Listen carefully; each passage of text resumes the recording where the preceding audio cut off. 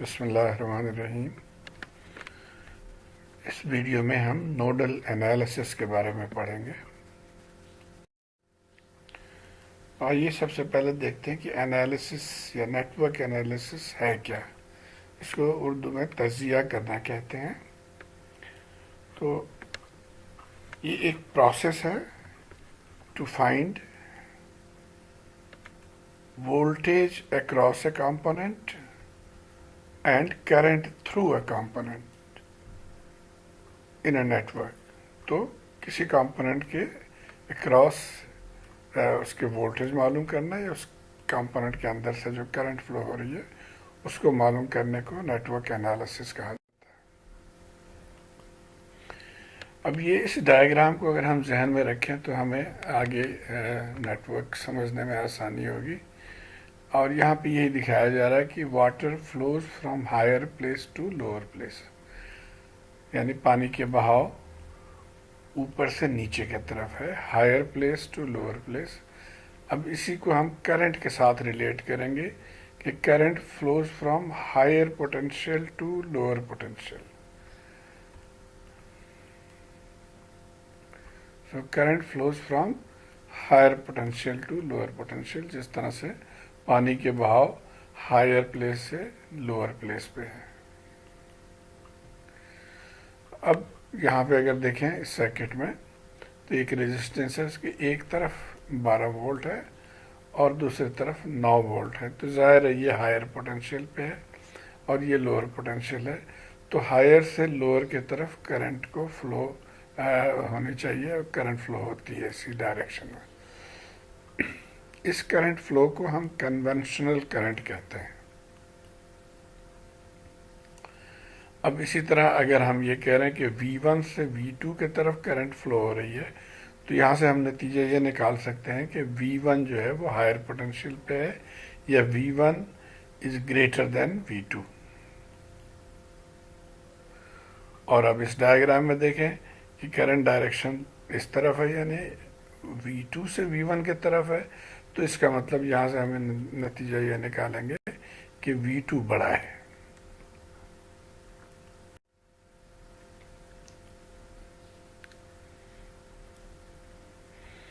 अब अगर यहाँ पे जस्ट फॉर प्रैक्टिस अगर इक्वेशन लिखना पड़े तो आप कैसे लिखेंगे कि 12 माइनस 9 ये बड़ा है, बड़े से छोटे को, और डिवाइडेड बाय रेजिस्टेंस, तो ये करंट के बराबर होगा। सो यहाँ पे हमने लिख दिया current is equal to 12 minus 9 higher minus lower और डिवाइडेड बाय रेजिस्टेंस। इसी तरह आप यहाँ पे देखें, चूँकि V1 से V2 की तरफ ही करंट फ्लो हो रही है तो हम लिखेंगे V1 minus V2 divide by resistance R। और यहाँ पे उल्टे डायरेक्शन में यानी V2 से V1 की तरफ करंट फ्लो हो रही है तो हम V2 minus V1 over R लिखेंगे। तो ये कॉन्सेप्ट आपने FSC में पढ़ा होगा, ये सिर्फ हम रिवाइज कर रहे हैं। अब आइए एक मुकम्मल सर्किट को हम लेते हैं। इस सर्किट में हमें इक्वेशन लिखना है करंट मालूम करने के लिए KVL इक्वेशन। तो एक तरीका यह है कि हम KVL इक्वेशन से मालूम करें और दूसरा तरीका यह है कि हम better method is to write the potential with reference to ground. तो ग्राउंड के रेफरेंस से, यानी ये जो नीचे वाला पॉइंट हम आमतौर पर इसको ग्राउंड लेते हैं, तो इसके रेफरेंस से जो है वो पोटेंशियल्स लिख लें और वहाँ से करंट मालूम करें। तो दो तरीका है। ये देखिए हमने नीचे वाले पॉइंट को हमने ग्राउंड ले लिया। अब हम ये कहेंगे कि इस पॉइंट के पोटेंशियल क्या है। तो ग्राउंड के रेफरेंस से आप देखें तो यहाँ पे इस बैटरी की जो पॉजिटिव पोटेंशियल है वही यहाँ पे हो गया, यानी 12 वोल्ट यहाँ पे है और यहाँ पे 9 वोल्ट है इस बैटरी के पॉजिटिव पोटेंशियल से। तो अब जैसे हमने इससे पहले किया था कि 12 माइनस 9 डिवाइड बाई R, तो ये करंट इस तरह से आप मालूम कर सकते हैं। तो ये एक तरीका ये है। एक और तरीका जैसे हमने पहले KVL में सीखा था कि हम इस कोने से चलेंगे और -12 I into R plus I into R और प्लस 9, इस तरह से भी हम करंट मालूम कर सकते हैं। ओके, अब यहाँ पे देखिए, यहाँ पे थोड़ा सा डिफरेंट है। ये इस बैटरी के पॉजिटिव यहाँ पे ऊपर है, यहाँ पे नेगेटिव ऊपर है, तो तब हम कैसे लिखेंगे? यहाँ पे अगर हमने लिखना हो, या यहाँ का पोटेंशियल कितना है, ये तो पॉजिटिव है तो पॉजिटिव 12 है, और इस पॉइंट के पोटेंशियल जो है वो -9 है। तो ये याद रखें कि अब हम लिखेंगे 12 माइनस -9 डिवाइडेड बाई R। तो ये देख लें, और यहाँ तो स्ट्रेट वे हो गया 12 माइनस 9 डिवाइडेड बाई R, लेकिन यहाँ पे लिखेंगे 12 माइनस -9 डिवाइडेड बाई R, क्योंकि ये माइनस की वजह से यहाँ पे माइनस पोटेंशियल है।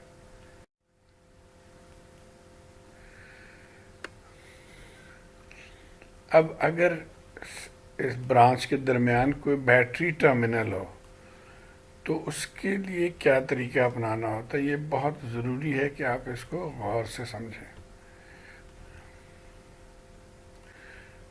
अब हम ये फ़र्ज़ कर लेते हैं कि V1 बड़ा है और V2 से छोटा है, तो हम ज़ाहिर है V1 से V2 की तरफ करंट ने फ्लो करना है। तो ये करंट डायरेक्शन हो गया, क्योंकि V1 को हम बड़ा फ़र्ज़ कर रहे हैं, तो V1 से V2 की तरफ करंट फ्लो कर रही है, और यहाँ पे भी वही है, V1 से V2 की तरफ।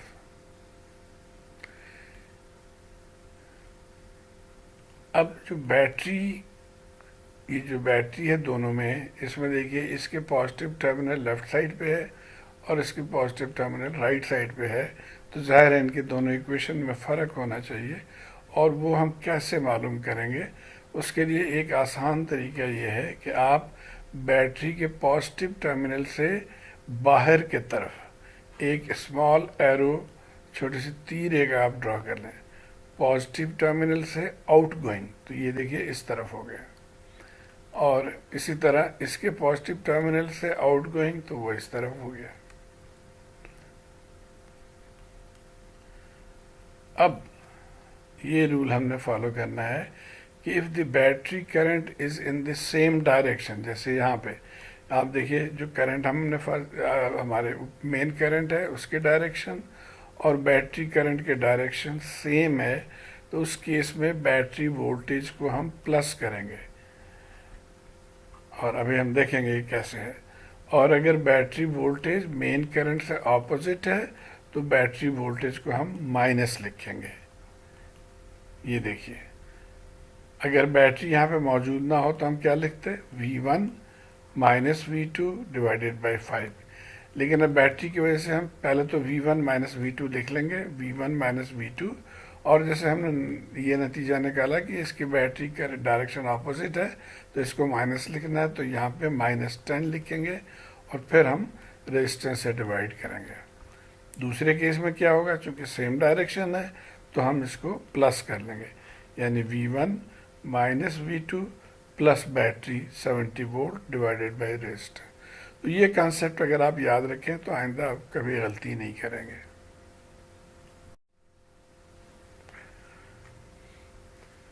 अच्छा, अब इस चैप्टर नंबर 3 में जो मेन टॉपिक है वो दो टॉपिक है, एक नोडल एनालिसिस है और एक मैश एनालिसिस है।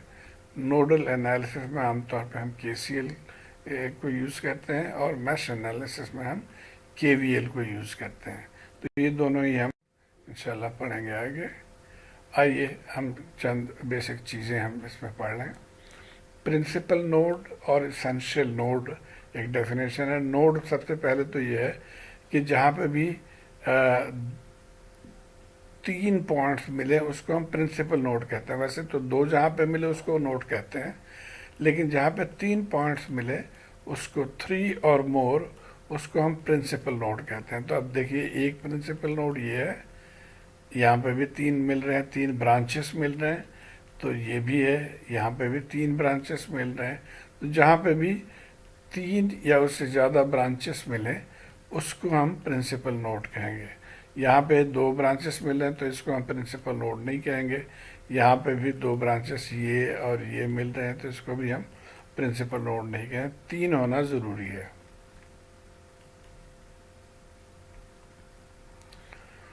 और इसको सॉल्व करने के लिए कितने इक्वेशंस चाहिए, वो एक फार्मूला है कि n-1, यानी जैसे यहाँ पे 4 नोड है तो 4 में से 1 माइनस कर देंगे तो 3 इक्वेशंस के ज़रिए हम इसको सॉल्व कर सकते हैं। अब नोडल एनालिसिस के स्टेप्स क्या हैं? सबसे पहले count the number of principles node.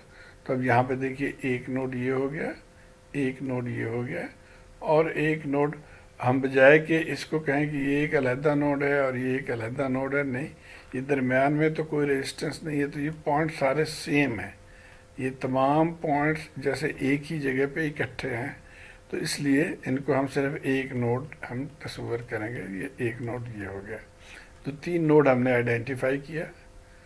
उसके बाद नंबर द नोड्स, इनको हमने 1 2 3 नंबरिंग कर दी, और उसके बाद एक नोड को आप ग्राउंड नोड फर्ज कर लेते हैं। आमतौर पे सर्किट के जो नीचे है पॉइंट, उसी को हम ग्राउंड फर्ज कर लेते हैं, तो इसको हमने ग्राउंड नोड फर्ज कर लिया।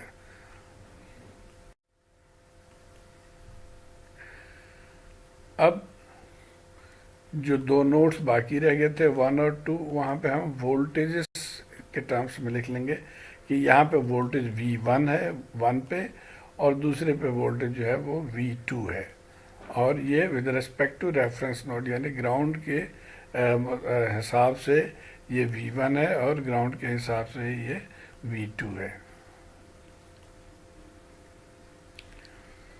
अब हर नोड से, यानी 2 नोड्स हमारे पास रह गए V1 और V2, यहाँ से करंट डायरेक्शन हम मार्क करेंगे। आप जिस तरह दिल चाहे मार्क कर सकते हैं। मैंने यहाँ पे ये मार्क किया है कि तीनों करंट्स आउटगोइंग हैं। आप चाहते तो एक को इनकमिंग कर लेते, 2 को आउटगोइंग कर लेते, या तीनों को आउटगोइंग इनकमिंग कर लेते, इससे कोई फ़र्क नहीं पड़ता जब तक कि आप इक्वेशन को सही लिखें, करंट के मुताबिक इक्वेशन लिखें। तो यहाँ 3 मैंने करंट डायरेक्शंस इस नोड से मार्क कर लिया और इनका नाम दे दिया I1, I2 और I3। और इसी तरह दूसरे नोड पे भी। अब यहाँ से चूंकि ये करंट इसके अंदर इस ब्रांच में करंट एंटर हो रही है, तो इसको हम वही डायरेक्शन रखें तो ज़्यादा बेहतर है। तो इस करंट को हमने इसी डायरेक्शन में ही रखी, यानी I2 और करंट एंटरिंग, और इन दोनों को आउटगोइंग कर लिया। तो आप देखें यहाँ तो तीनों आउटगोइंग थे, लेकिन यहाँ पे एक इनकमिंग हो गया और 2 करंट जो है वो आउटगोइंग हो गए। अच्छा, अब हमने KCL इक्वेशन लिखना है, और KCL इक्वेशन आपको पता है कि हम current entering is equal to current leaving ये लिखते हैं, किरचॉफ्स करंट लॉ या किरचॉफ्स करंट लॉ जिसको कहते हैं। तो आइए नोड 1 पे हम देखते हैं। नोड 1 पे करंट एंटरिंग कोई नहीं, तो हमने 0 लिख दिया, current entering is equal to 0, और लीविंग में ये तीनों हैं, सो I1 plus I2 plus I3, I1 plus I2 I3। इसको रीअरेंज कर लें तो I1 plus I2 plus I3 equal to 0 हो गया, ये पहले नोड पे। दूसरे पे आ जाइए, दूसरे पे एंटरिंग I2 है, तो हमने एंटरिंग पे I2 लिख लिया, और लीविंग I4 और I5 है, तो is equal to I4 plus I5 लिख लिया।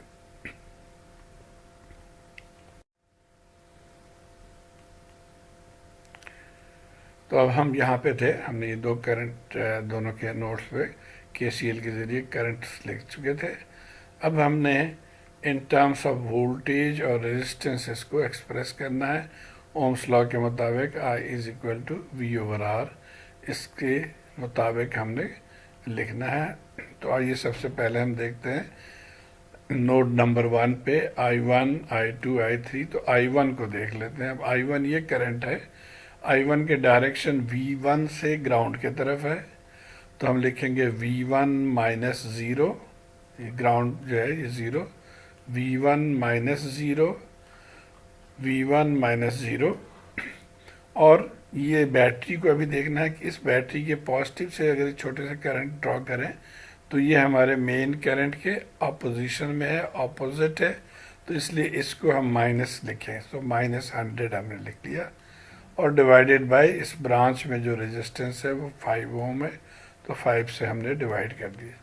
तो आई होप ये आपको ये बात समझ में आ गई कि हम चल रहे हैं V1 से, जहाँ कहाँ पे रहे, जीरो के तरफ, ग्राउंड पोटेंशियल इज जीरो, और रास्ते में ये एक 10 वोल्ट की रुकावट है, तो इसको हम -10 लिखेंगे डिवाइडेड बाय रेजिस्टेंस।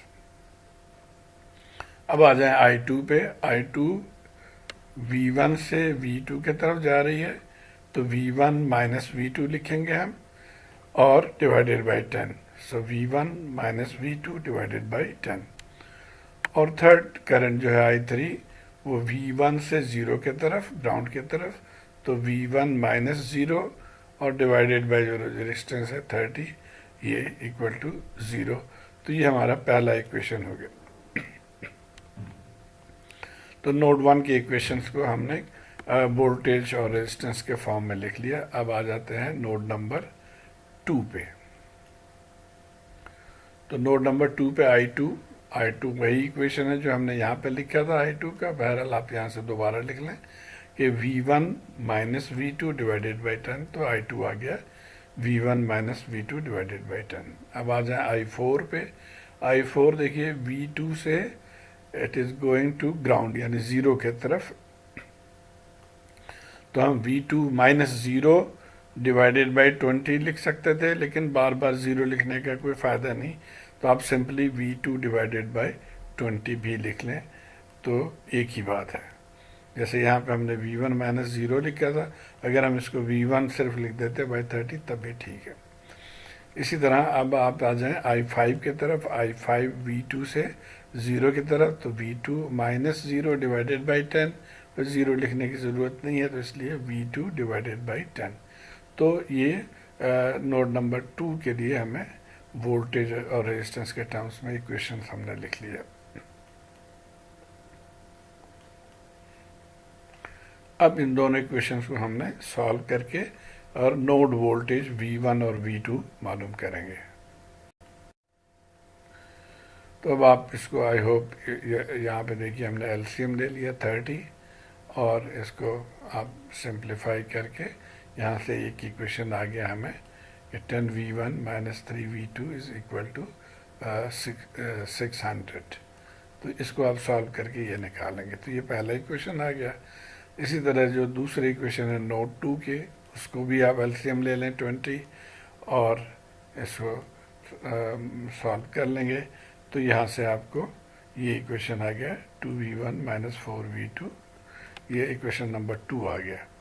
तो अब इसमें से किसी एक में से, यहाँ से हमने V1 को निकाल लिया और उसके वैल्यू जो है ये दूसरे इक्वेशन में डाल दिया, तो इस तरह से ये दोनों हमें V2 और V1 के वैल्यूज हमें मालूम होगी।